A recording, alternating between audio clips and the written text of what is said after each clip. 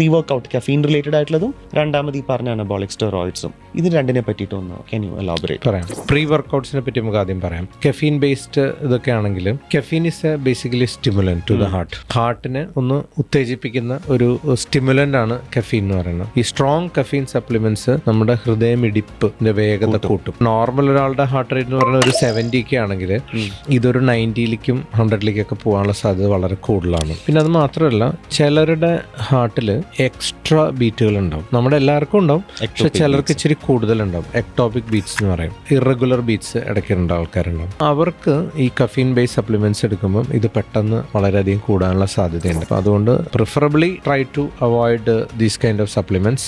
അങ്ങനെ എടുക്കുന്നുണ്ടെങ്കിലും നമ്മൾ ഹാർട്ട് റേറ്റ് ഒന്ന് വാച്ച് ചെയ്യണത് എപ്പോഴും നല്ലതായിരിക്കും. ഹാർട്ട് റേറ്റ് എന്ന് പറഞ്ഞാൽ ഒരു മിനിറ്റിൽ എത്ര നേരം ഹാർട്ട് ബീറ്റ് ചെയ്യുന്നത്, അതിന്റെ താളം കറക്റ്റ് ഋതത്തിലാണോ ഇടിക്കുന്നത് എന്നുള്ളത് ഇമ്പോർട്ടന്റ് ആണ്. നമ്മളിപ്പോ ഒരു സ്റ്റിമുലന്റ് കഴിക്കുന്ന സമയത്ത് BP കുറച്ച് കൂടാനുള്ള സാധ്യതയുണ്ട്. ഓക്കെ, പാർട്ട് 1 പറഞ്ഞു. Part 2 is the anabolic steroid. That is more riskier than ഈ ഒരു കഫീൻ ബേസ്ഡ് ഇഷ്യൂവിനേക്കാളും കൂടുതൽ ലോങ് ടേം ഇമ്പാക്ട് വരുന്ന ഒരു പ്രോസസ്സാണ് ഈ അനബോളിക് സ്റ്റെറോയിഡ്സ് എന്ന് പറയുന്നത്.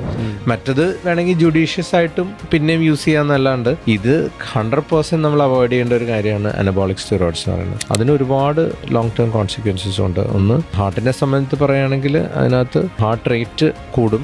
അതുപോലെ തന്നെ നമ്മുടെ ലെഫ്റ്റ് വെൻട്രിക്കിൾ ഹൈപ്പർട്രോഫി എന്ന് പറയും. നമ്മുടെ ഹാർട്ടിൻ്റെ ഏറ്റവും പ്രധാനപ്പെട്ട അറയാണ് ഈ ലെഫ്റ്റ് വെൻട്രിക്കിൾ എന്ന് പറയുന്നത്. അതിൻ്റെ മസിൽ തിക്നെസ് കൂടും. അപ്പോൾ മസിൽ തിക്നെസ് കൂടുമ്പോൾ എന്ന് വെച്ച് കഴിഞ്ഞാൽ ഹാർട്ടിൻ്റെ റിലാക്സേഷൻ പവർ വളരെയധികം കുറയുകയും നമുക്ക് ശ്വാസം മുട്ടും അങ്ങനെയുള്ള പ്രശ്നങ്ങളൊക്കെ വരാനുള്ള സാധ്യത വളരെ കൂടുതലാണ്. അതുപോലെ തന്നെ മറ്റ് അവയവങ്ങളെയും അത് അഫക്റ്റ് ചെയ്യാം.